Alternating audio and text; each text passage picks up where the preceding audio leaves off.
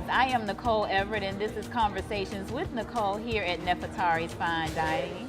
Today my very special guest is my friend, my brother, Mr. William Ashanti Hobbs III. Welcome, William. Thank you, thanks. Welcome. So, Mr. Hobbs, you've been in South Florida for a few years now. Yes. At Florida Memorial. Yes, Florida Memorial University, the only HBCU in South Florida. So tell me what you've been doing down there. Trying my best to learn Spanish so I can understand what's going on around me. I understand. ¿Cómo se llama? Feliz Navidad. So, also becoming acquainted with all the different cultures, Caribbean cultures. It is so rich. It's almost like New York in a sense where you can go off and be in Little Haiti. You have buses going by and the ads are in Creole. You go to Hialeah, everything is in Spanish. If you lost, you're going to get directions in Spanish. So it's quite an experience. Exactly, I see. So tell me, so you're teaching? Yes, teaching. Okay, and what are you teaching? I teach creative writing, African American literature primarily. Then you have your college writing classes. Okay, excellent. But you've been doing some writing yourself, right? Always. Okay. That's my therapy. Most definitely. So I remember back in 1994, one Thoughts magazine, where there was one writer back when I was at FAMU that gave us the Tales from the Underground. Right. Do you remember this? All day, every day. And then your first book, Collection of short stories and poems, Pseudonymous. A lot of people don't recognize that. The reason why I came out with that title, Pseudonymous, is because I was writing so many different poems and whatnot in Thoughts magazine under different names. Okay, genius. But you have some new projects. Of course. So, always. North of the Grove? North of the Grove, yes. I've always been one to be mentoring kids. I don't know what it was. When most people had jobs at the grocery store, I was at Upward Bound, telling kids to behave. And then that went into being a substitute teacher. We had family reunions. All the kids would hang out in my room instead of be with grandma. Grandma cooks for you. Why don't you go with your grandma? So with that carried over into my being a professor. Students just hanging out in the office asking for advice. And so I was like, I need to write a book that addresses the importance of mentoring. I did a mentoring program when I was in Virginia State as well, prior to coming to Florida Memorial. And there was this one boy that I worked with, and he just amazed me. Really? He amazed me. What he went through. I would show up mad because, I had a long faculty meeting, traffic jam, the whole 9 yards. And this boy would get up, come to me massaging his neck like, okay, where are we going to go? What's wrong with your neck? I had to sleep in the bathtub. They were shooting outside. Wow. What am I tripping about? A traffic jam? I don't have any problem. Really? Right. Yeah. I don't have no problem. I would pick him up. Boy would have bullet holes in his shirts because his clothes would be left out on the clothing line in the back. I'm like, wow. When I first met him, his family had come from up north. I'll say it like that. The mother had been, as in the book, had been dating a drug dealer who crossed somebody in the streets. And with her being as fine as she was, the rivals just decided to come into the house and we're going to have fun with her. Oh, wow. And the little boy, the person I was mentoring, he was about 8 at the time. He came downstairs swinging his little toy or whatever, trying to fight grown men. So when I met him, his eye was still closed. They had packed all this stuff up. So that was the inspiration for North of the Grove.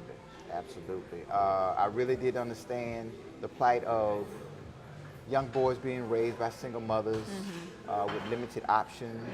And resources, I'm sure.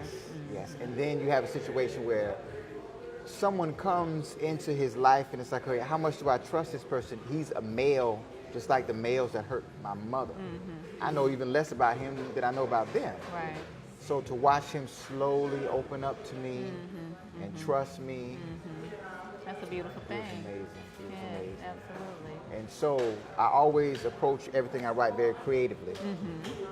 What I did with this one was there's this type of writing called epistolary, where the story is being moved through letters. Okay. Color purple. Okay. Color purple.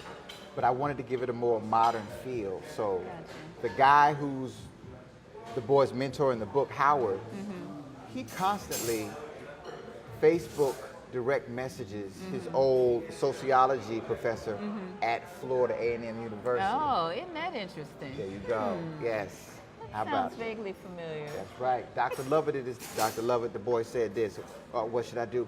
If you think about when we talked about in class about the importance of, communal living in African society, it's like, Excellent. So, Excellent. Okay. full That circle. sounds great. So let's go on to the latest project, Oh, Ultimus yes. Primed, A Taste of Fate. yes, the Um, spiciest one. Okay. With all of my projects, I'm trying to address things that are challenging the black community. Okay.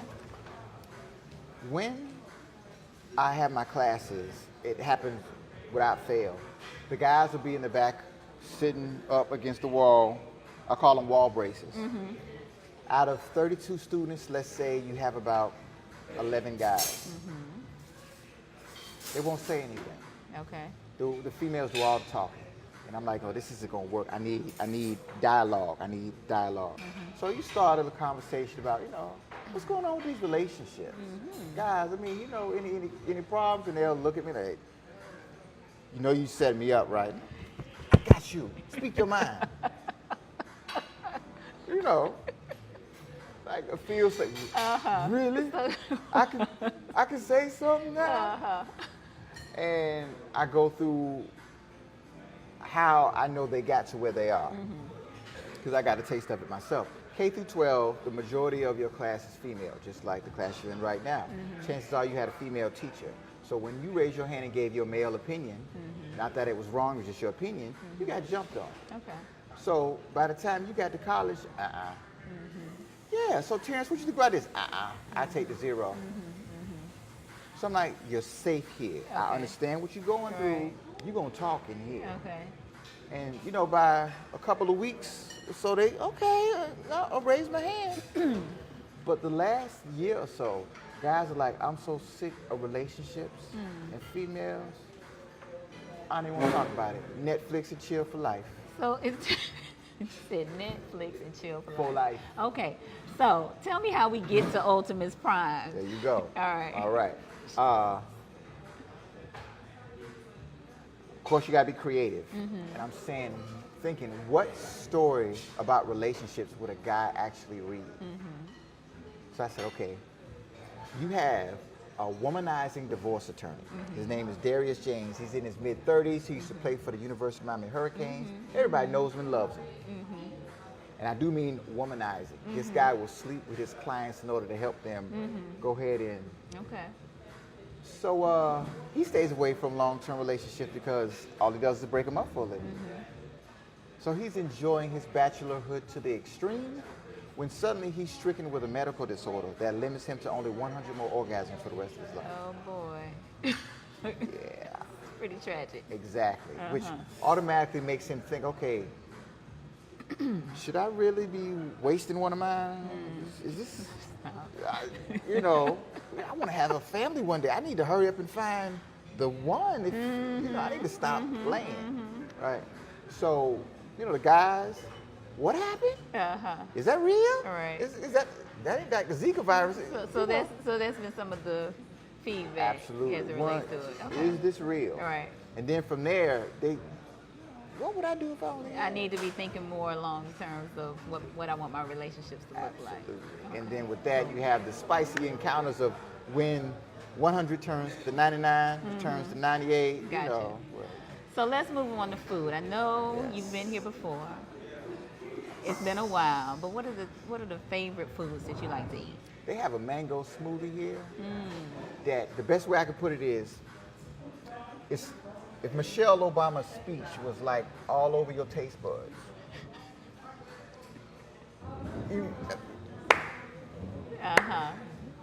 That would be it, huh? You are I'm trying to tell you. so theatrical. I I'm swear. trying to tell Okay, you. so let's talk about spice. If you could describe your life as a spice, what would it be? I would say cinnamon. Cinnamon. Why cinnamon? Cinnamon can be something in dessert, but it's powerful enough to just take you by surprise at the same time. It's brown. It's brown. It's so brown. Okay, you are brown. Very much so. Head to toe. And you do take folks by surprise. There you go. Okay, so I think that would be appropriate. Yeah. Okay, very good. So, I like that. That's interesting. Oh, thank you. I did. Thank you so much. Wow, that looks really good. It is all day, every day. Enjoy. Thank you. Well, that is all the conversation we have time for today. As you can see, our wonderful meal is here. Wow. Thank you for joining us on Conversations with Nicole. Be sure to like us on Facebook and subscribe to us on YouTube. Oh, that looks so good.